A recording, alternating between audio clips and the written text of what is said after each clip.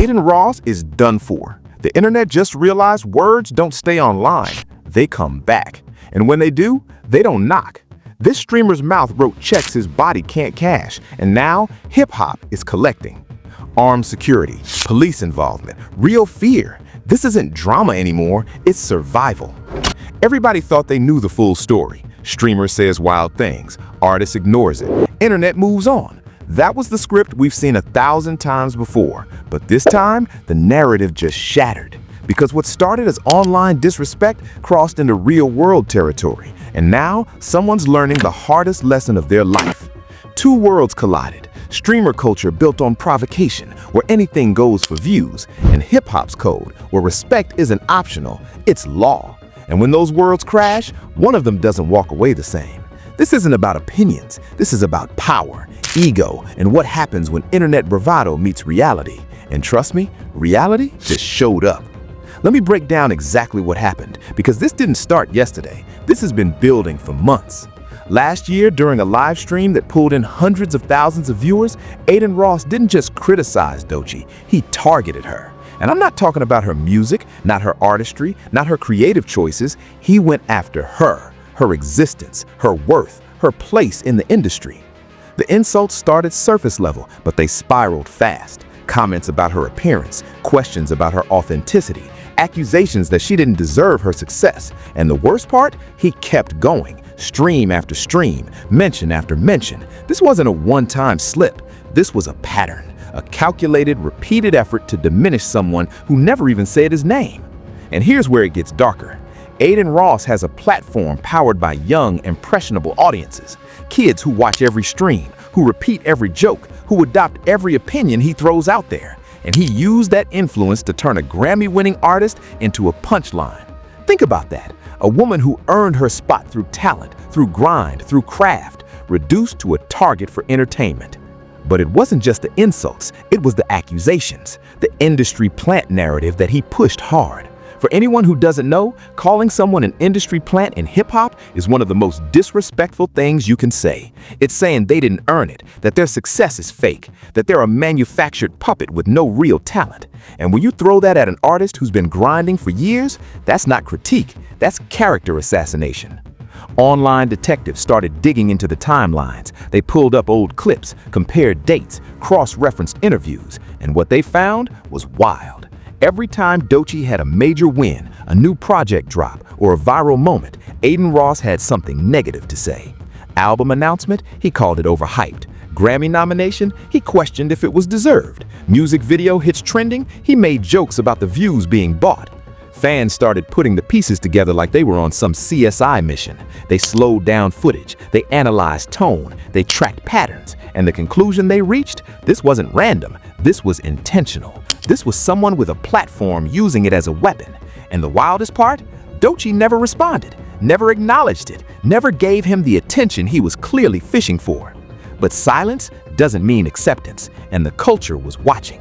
People in hip-hop don't forget disrespect. They file it away, they wait, and when the moment comes, they move. And that moment, it was coming faster than anyone realized. Because while Adin Ross was laughing on stream thinking he was untouchable behind a screen, the culture was taking notes. Veterans were watching, insiders were listening, and affiliates with real ties were starting to ask questions. Reports started surfacing that people close to Doechii weren't happy, that conversations were happening behind the scenes, that warnings were being sent through back channels. But Adin Ross, he kept going, because in his world, content is king, views are everything, and consequences, those only exist for other people, or so he thought. Because what he didn't understand is that there are two types of people in this world, those who talk about the culture and those who are the culture, and he was about to learn the difference. TMZ started picking up whispers, social media began buzzing, and folks online, they started speculating. Because when you disrespect someone in hip-hop, especially a woman, especially repeatedly, you're not just insulting one person, you're insulting everyone who rocks with them, everyone who respects them, everyone who sees themselves in them. And that's when things stop being about you versus them. That's when it becomes you versus a whole movement. And movements, they don't forget, they don't forgive, they don't play fair, they just move. And Adin Ross was about to feel that movement in real time. Now, let's get into the motive, because this is where everything starts making sense. Adin Ross didn't come up through hip-hop culture. He didn't earn stripes, he didn't pay dues, he came up through proximity, streams with rappers, clout by association, visibility without contribution. He built a career off interviewing people who actually did something, while he watched, reacted, commented, but never created, never contributed, never earned respect the way the culture demands. And that creates a specific type of energy, resentment, insecurity masked as confidence, the need to prove you belong by tearing down people who actually do belong. It's a tale as old as time, the outsider who gets close enough to smell success, but never close enough to truly be successful in that world.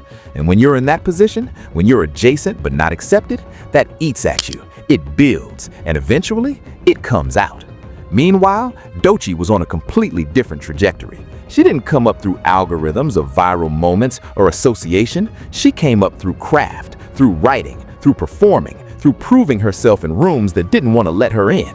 Her rise wasn't manufactured, it was earned. And in hip-hop, that matters. That's the difference between respect and tolerance, between being celebrated and being used.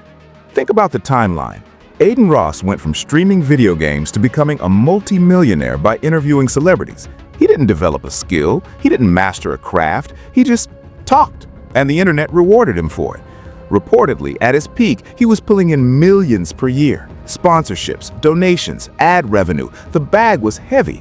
But here's the thing about money earned that way. It doesn't come with respect, it comes with followers. And followers, they'll leave the second someone more entertaining shows up. Meanwhile, Doechii was building something real, a discography, a fan base that connected with her message, not just her antics, a legacy that would outlast trends. She was earning Grammy nominations while Adin Ross was earning, what, views? Clicks? Temporary relevance? There's a difference between being known and being respected, and deep down, he knew which side he was on. And that knowledge, that's what breeds bitterness. When you're making millions but still not taken seriously, when you're famous but not respected, when you're in every room but still treated like you don't belong, that creates a specific type of anger.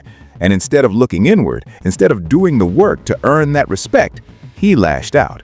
He targeted someone who had what he wanted: credibility, respect, a place in the culture that couldn't be bought or streamed or clickbaited into existence. But here's what makes this even messier. Adin Ross built his brand on being unfiltered, on saying what others won't, on pushing boundaries. And his audience loved it. They rewarded him for it. Every controversial statement brought more views. Every line crossed brought more donations. The algorithm fed him. The platform protected him. And he started believing he was untouchable, that the screen was a shield, that words were just words, that consequences were for people in the real world, and he lived online. That's the dangerous part. When you spend years being rewarded for disrespect, when every boundary you cross makes you richer, when every person you offend brings you more attention, you start thinking that's just how the world works, that success and destruction are the same thing, that as long as the views keep coming, nothing else matters. And for a while, he was right. Nothing did matter. Until it did. Until the wrong name got mentioned one too many times. Until the wrong people started paying attention. Until the culture decided it was time. And that's the thing about hip-hop. It doesn't move on internet time. It moves on respect time. And when that clock runs out, it doesn't send a warning. It doesn't give second chances. It just moves. And Adin Ross was about to learn that lesson in the most terrifying way possible. But here's the part that really hits different. The part that takes this from internet drama to something heavier. Because while Adin Ross was racking up views and counting his donations, there was a person on the other end of those insults, a human being, a black woman in an industry that already makes it hard enough to exist, let alone thrive. Doechii didn't ask for this. She didn't start it. She didn't provoke it. She was just existing, creating, winning. And that was enough to make her a target. Think about what that does to someone. You're grinding, you're pouring your soul into your art, you're finally getting recognition. And then some random streamer with no connection to your world decides he's your content for the week, decides your name is worth dragging for clicks. And it's not just about the insults, it's about the volume.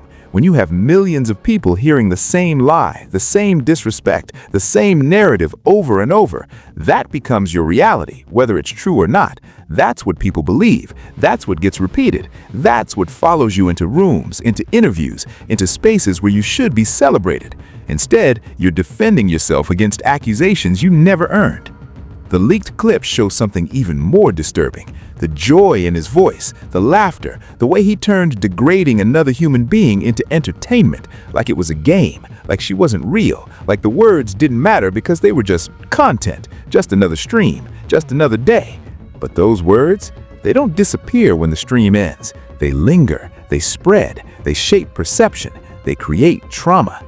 And that silence from the industry, from other creators, from people who knew it was wrong but didn't want to risk their own relevance by speaking up, that silence told her something. It told her she was on her own, that in this digital world, clout matters more than character, that protecting the culture of anything for views was more important than protecting her. And that isolation hits different. That's the kind of thing that changes how you move, how you trust, how you see the world. But here's what Adin Ross didn't count on. He didn't count on her having real people in her corner. Not internet friends, not clout chasers, real ones. People who saw what was happening and didn't just tweet about it. People who move in silence but carry weight. People who understand that disrespect isn't just about words, it's about principle. And when that principle gets violated, that's when things escalate. That's when the culture stops watching and starts moving. And that's exactly what happened. And then everything shifted. Because Doechii didn't scream, she didn't rant, she didn't go on her own streams throwing insults back. She did something way more powerful. She flipped the narrative with her music.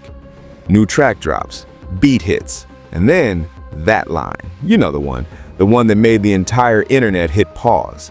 The one that sent folks into decode mode, rewinding, analyzing, dissecting every syllable. She never said his name, didn't have to. The description was surgical, so specific that anyone paying attention knew, but vague enough that it couldn't be proven in court. That's the difference between someone who understands the culture and someone who just uses it for content. She turned his own weapon against him, used her craft to respond instead of her mouth. And that hit way harder than any rant ever could.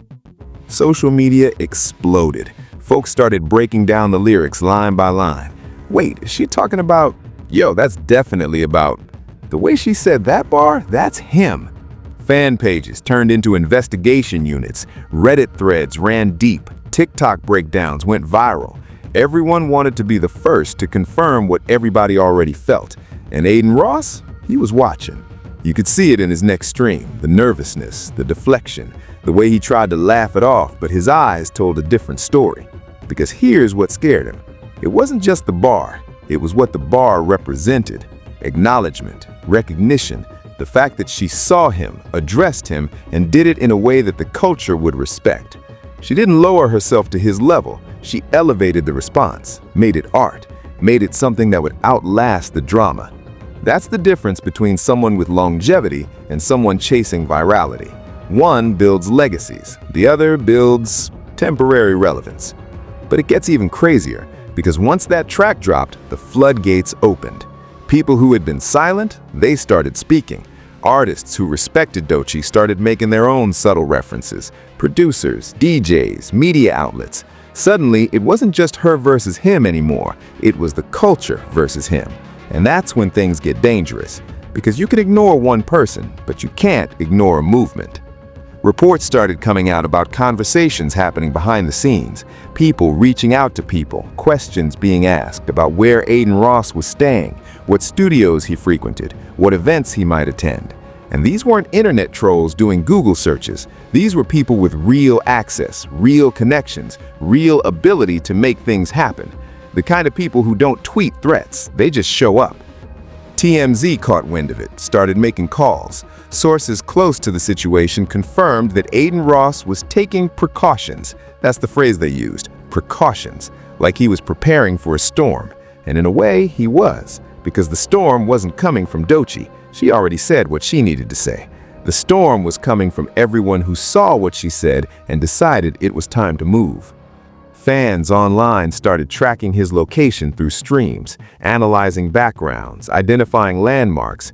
It got to the point where he had to start being careful about what he showed on camera, blurring windows, avoiding specific details. That's when you know it's real, when your content starts getting restricted not by platform rules, but by safety concerns. When you can't just stream freely anymore because people are watching, really watching, not for entertainment, for opportunity. And then came the moment that changed everything. The stream where Adin Ross wasn't alone anymore. The stream where you could see figures in the background, security, not one person, multiple, armed reportedly, standing in positions that made it clear this wasn't about looking tough for the camera. This was about protection, real, genuine, something might actually happen protection. And his whole energy changed. The joke stopped, the bravado disappeared. For the first time, he looked scared. Folks in the chat noticed immediately, "Yo, why he got security? What happened? Who got him shook like that?"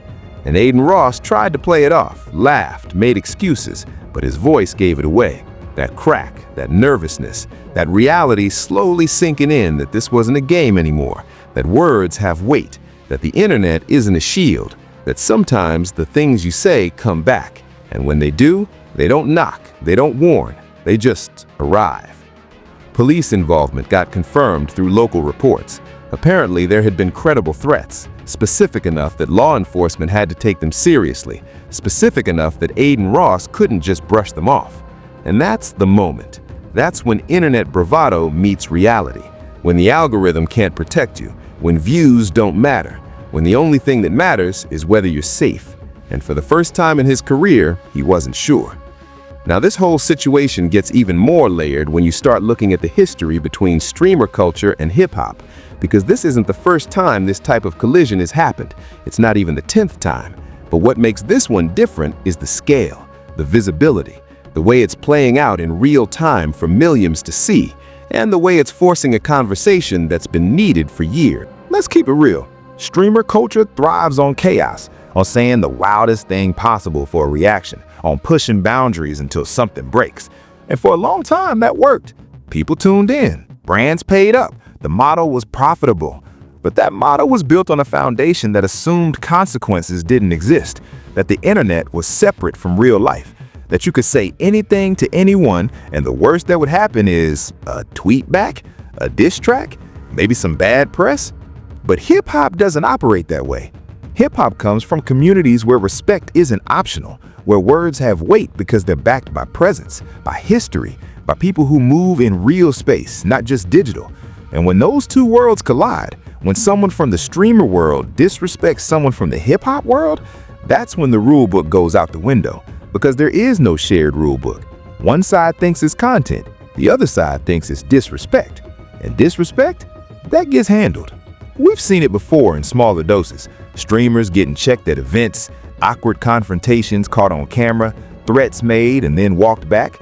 But this feels different. This feels like the moment the culture collectively decided enough. Enough proximity with no respect. Enough using our names for clicks. Enough hiding behind screens while cashing checks off our work. And Adin Ross, he became the example. Not because he was the worst offender, but because he was the most visible one. Insiders started speaking up. People who've been in the industry for decades. Veterans who've seen every trend come and go. And they all said the same thing. This was inevitable. You can only disrespect the culture for so long before it responds. And the response?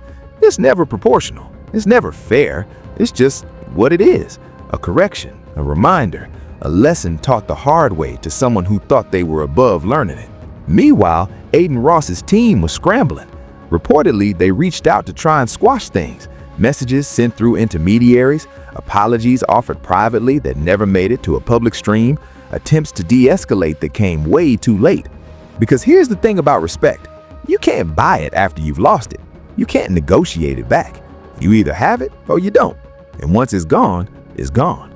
And no amount of money, no amount of security, no amount of I didn't mean it brings it back. Fans online started comparing this to other moments in internet history, other times when someone crossed a line and faced real-world consequences. The comment sections became archives of cautionary tales. Remember when? This is just like when they never learned. And through it all, one theme kept emerging. The internet is not a safe space. It feels like one, it's designed to feel like one, but it's not. It's just a delay, a buffer, a temporary shield that eventually breaks. And when it breaks, everything you said, everything you did, everything you thought was protected by distance and anonymity, it all comes flooding back. And Adin Ross was learning that in real time. And this story is still unfolding, with way bigger implications than just one streamer and one artist. What we're seeing here is a shift, a fundamental change in how the internet intersects with real life. For years, we operated under this assumption that online and offline were separate, that you could build a persona online, say whatever you wanted, and it would stay contained in that digital space. But that illusion is dying fast. The bigger conversation is about responsibility, about what it means to have a platform, about the fact that when you have millions of people listening to your words, those words don't just disappear into the void. They land, they shape opinions, they influence actions, they create reality. And if you're not prepared to handle the consequences of that reality, then maybe you shouldn't have the platform. Maybe the internet's been too forgiving, too willing to separate online from real, too quick to excuse behavior because it happened through a screen. Adin Ross's situation is a wild example, but it's also a warning to every other content creator who thinks they can say anything about anyone without repercussions. A warning that proximity to culture doesn't make you part of that culture, that using people for content makes you a leech, not a contributor, that the algorithm might protect your revenue, but it can't protect your safety. And when those two things come into conflict, revenue doesn't matter anymore. Only survival does. What we're also seeing is the power of collective action, the way the internet, when united by principle, can create real-world pressure. This wasn't about cancel culture. This wasn't about boycotts or hashtags or petitions. This was about a culture deciding that a line had been crossed and making that known in ways that couldn't be ignored, ways that didn't require trending topics or viral tweets, ways that were felt. And that type of power, that's what keeps people honest. That's what creates boundaries. That's what reminds everyone that there are consequences, even in a world designed to avoid them. The responsibility falls on platforms too. YouTube, Twitch, all of them. They've built empires off content that pushes boundaries, that generates outrage, that turns human conflict into entertainment, and they've profited massively from it. But what happens when that content creation crosses into real danger? When someone gets hurt? When a situation escalates from digital to physical? Where's the accountability then? These are questions the industry doesn't want answers, but this situation is forcing the conversation, and it's a conversation that's long overdue. So where does this go from here? Because this story isn't over, not even close. Reports are still coming in, new details dropping daily, and the question on everyone's mind is, how does this end? Does Adin Ross disappear from the internet? Does he apologize publicly and hope that's enough? Does he double down and hope the situation blows over? Or does something happen that forces the ending nobody wants to see? Here's the terrifying reality. Once you reach the point where security's involved, where police are taking threats seriously, where you're genuinely afraid for your safety, there's no easy way back. You can't unring that bell. You can't make people unfeel what they feel. You can't logic your way out of a situation built on emotion and principle. The best you can hope for is that time passes, attention shifts, and people forget. But hip-hop? Hip-hop doesn't forget. It might pause, it might move on to other things, but it doesn't forget. And that means this could resurface at any moment, at any event, any location, anytime Adin Ross thinks he's safe again. The speculation online is wild. Some folks think this is all publicity, that it's manufactured drama to boost engagement. But anyone who's actually watched the streams, who's seen the fear in his eyes, who's noticed the change in his behavior, they know this is real. This isn't performance. This is genuine terror. This is someone realizing too late that the game they were playing had stakes, and the stakes, they're higher than he ever imagined. Others think this ends with a public reconciliation, with Adin Ross apologizing, maybe donating to causes Dochi supports, publicly acknowledging he was wrong. And maybe that helps. Maybe that takes some of the heat off. But here's the problem. Apologies work when the offense is private, when it's between two people who can shake hands and move on. But when you've disrespected someone publicly, repeatedly, in front of millions, an apology doesn't erase that. It doesn't undo the damage. It's just words, and words are what got him into this situation in the first place. The darkest speculation, the one nobody wants to say out loud but everyone's thinking, that this escalates, that someone decides the threats aren't enough, that a message needs to be sent not just to Adin Ross, but to everyone watching. And if that happens, this stops being a story about internet drama. It becomes a story about consequences, about what happens when digital disrespect meets real-world violence. And nobody wins in that scenario. Nobody. Because here's the hidden truth nobody likes to admit, the truth that makes this whole situation even more unsettling. The algorithm doesn't care about your peace. It doesn't care about your safety. It doesn't care if you're scared or stressed or genuinely in danger.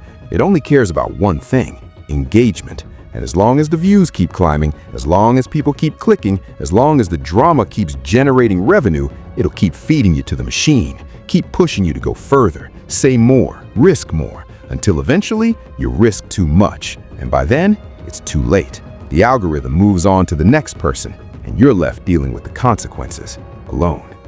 Adin Ross thought the screen would protect him, thought distance meant safety, thought that as long as he stayed online, nothing from that world could touch him in this one. But the screen is just glass, and glass breaks. Distance is just geography, and geography, it can be crossed. The internet isn't a fortress, it's a window, and everyone can see through it. Everyone can find you, everyone can reach you.